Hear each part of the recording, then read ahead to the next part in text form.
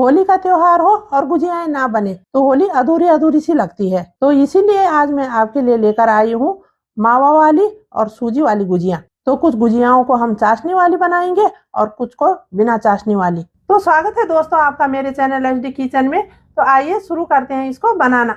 तो सबसे पहले यहाँ पर हमने गैस में कढ़ाई रख दी है और इसमें डाल देंगे हम 1 बड़ा चम्मच घी।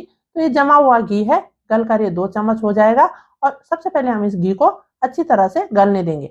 जैसे ही घी गर्म हो जाएगा तो सबसे पहले इसमें डाल देंगे हम बादाम और इनको थोड़ी देर भून लेंगे। तो ड्राई फ्रूट को जब भी भूने तो एक चीज का ध्यान रखें कि गैस का फ्लेम मीडियम कर दें। अगर आप गैस का फ्लेम हाई कर दोगे तो आपके ड्राई फ्रूट जल्दी जल जाएंगे और भुने हुए ड्राई फ्रूट का स्वाद है ना जो, वो बहुत ही अच्छा आता है और ये क्रिस्पी भी हो जाते हैं। तो बादाम यहाँ पर थोड़े से भुन गए हैं और अब डाल देंगे हम इसमें काजू।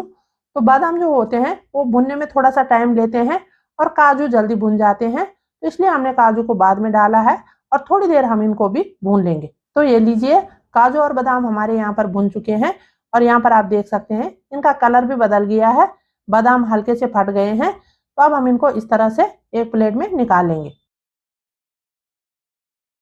तो ये तो भुन गए और इनको कर देंगे अब हम साइड। तो अब हम क्या करेंगे कि इसी बचे हुए घी में डाल देंगे थोड़े से किशमिश और इनको भी हम थोड़ी देर भून लेंगे।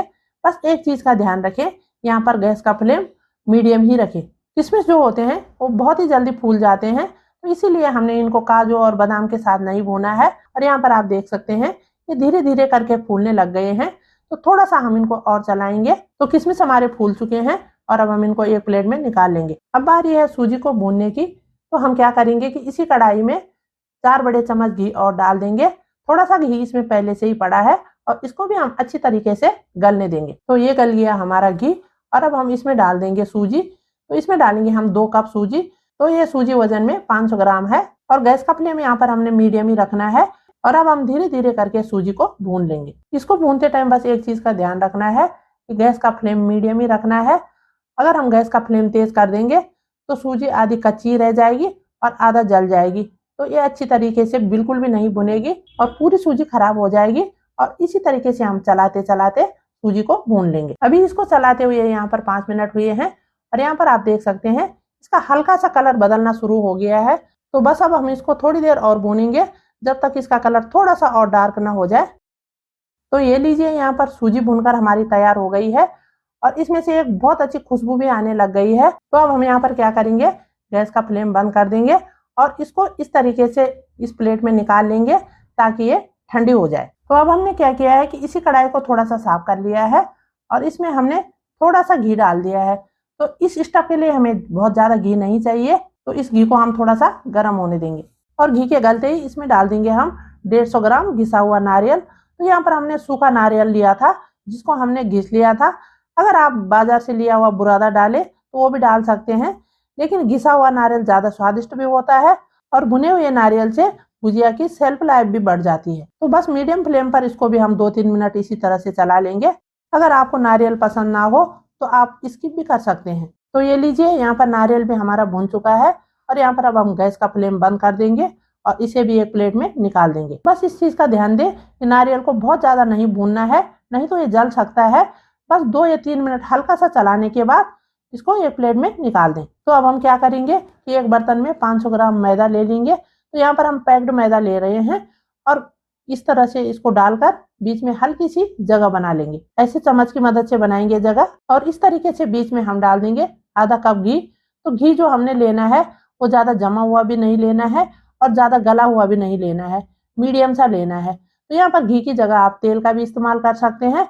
और अब हम इसको इस तरह से धीरे धीरे करके घी के साथ मिला लेंगे। हमें घी और मैदे को अच्छी तरह से मिक्स कर लेना है। हमें इसे तब तक अच्छी तरह से मिलाना है जब तक ये अच्छी तरह से मिक्स ना हो जाए। जब आप घी या तेल को मैदे में अच्छे से मिला लेंगे तो कुछ इस तरीके से ये बनने लग जाता है, तो तब आप समझे कि ये अच्छी तरह से मिक्स हो गया है। तो अब हम इसमें धीरे धीरे करके पानी डालेंगे और इसका एक डो बना लेंगे। तो पानी हमें यहाँ पर रूम टेम्परेचर का लेना है, ना ही ज्यादा ठंडा लेना है और ना ही गर्म पानी का इस्तेमाल करना है।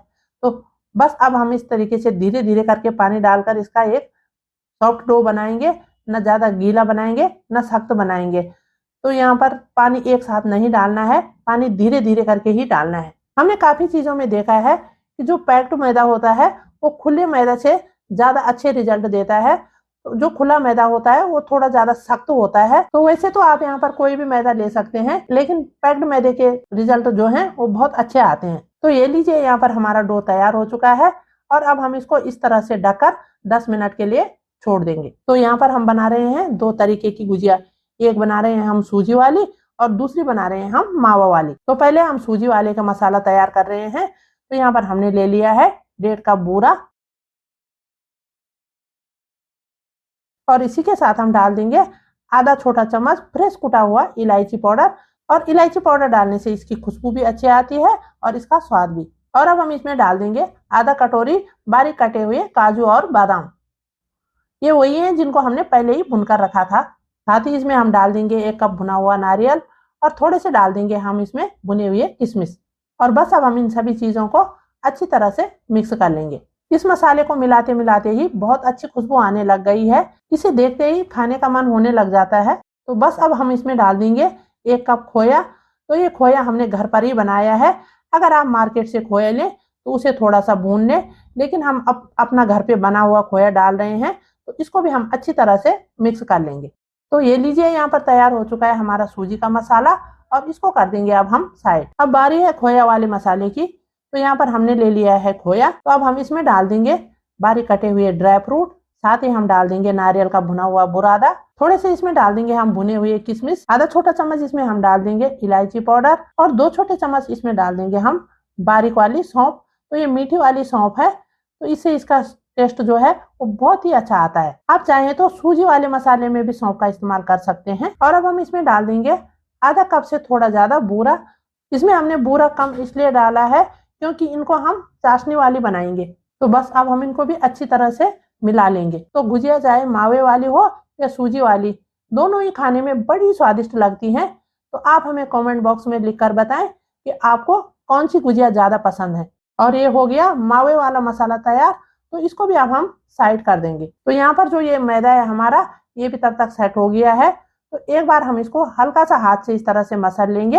और अब हम क्या करेंगे, इस आटे को इस तरह से हम 2 हिस्सों में बांट लेंगे और इसको इस तरह से मसल करके इसकी लोइयां काटना शुरू करेंगे।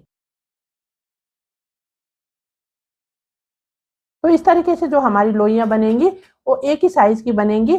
और अब हम इस तरीके से इसको ढक लेंगे और एक लोई को बनाना शुरू करेंगे। तो इस तरीके से हम इस लोई को गोल गोल घुमाकर बना लेंगे और इसी तरह से हम कुछ लोइयों को पहले बना लेंगे। तो अब हम एक लोई लेंगे और उसको सगले पर रख देंगे और इसे हल्का सा दबा लेंगे। अब हम इसको बेल लेंगे। तो इसको बहुत ज्यादा बड़ा भी नहीं बेलना है और इसे ज्यादा मोटा भी नहीं करना है। और जो आप लोई बनाए तो छोटी छोटी बनाए, ज्यादा बड़ी ना बनाए।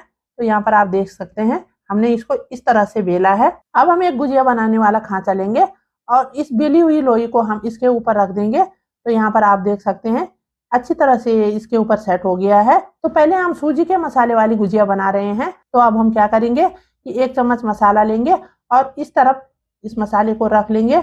हमें भरी भरी गुजिया बनानी है तो हम 1 चम्मच मसाला और लेंगे और उसे दूसरी तरफ रख लेंगे। जब हम इन गुजियाओं को खाएंगे तो ये अंदर से भरी भरी लगेंगी, ये खोखली नहीं रहेंगी। अब हम एक कटोरी में पानी ले लेंगे और एक उंगली से इसके चारों तरफ पानी लगा लेंगे।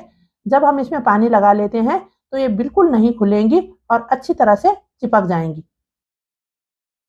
तो अब हम इसको इस तरीके से बंद कर देंगे और इसे अच्छे से दबा देंगे। तो जो इस पे बाहर बचा हुआ आटा है उसको इस तरीके से निकाल देंगे।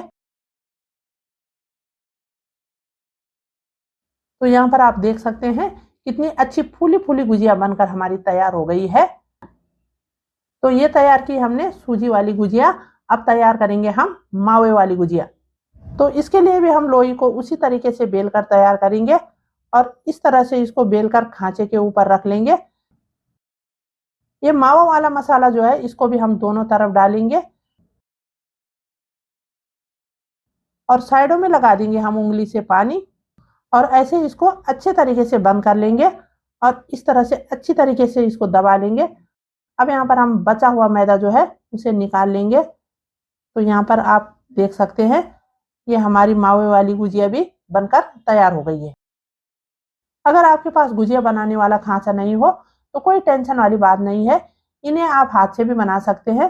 तो इसके लिए हमने एक लोई को बेलना है और इसके ऊपर बीचों बीच मसाला रख देना है।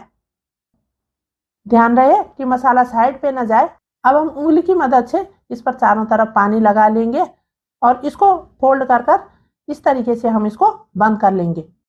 तो ये देखिए ये कितने अच्छे तरीके से बंद हो गया है। तो अब हम इस तरीके से इसको थोड़ा हाथ में उठाकर अच्छी तरह से बंद कर लेंगे और अब हम इसको नीचे रखेंगे और यहाँ पर लेंगे हम कांटे वाला चम्मच, जिसे हम फॉक भी कहते हैं, और उससे हल्का हल्का इसको दबाकर इस पर डिजाइन भी बना लेंगे और ये अच्छी तरह से दब भी जाएगा। तो यहाँ पर आप देख सकते हैं हमारी कितनी अच्छी गुजिया बनकर तैयार हो गई है। ऐसे ही पलटकर हम दूसरी साइड भी कर लेंगे और इसी तरीके से आप बिना खांचे के भी गुजियाओं को तैयार कर सकते हैं। अब हमने यहाँ पर गैस ऑन करके कढ़ाई में तेल को गरम कर लिया है। तो यहाँ पर हमने फुल फ्लेम पर तेल को गरम किया है।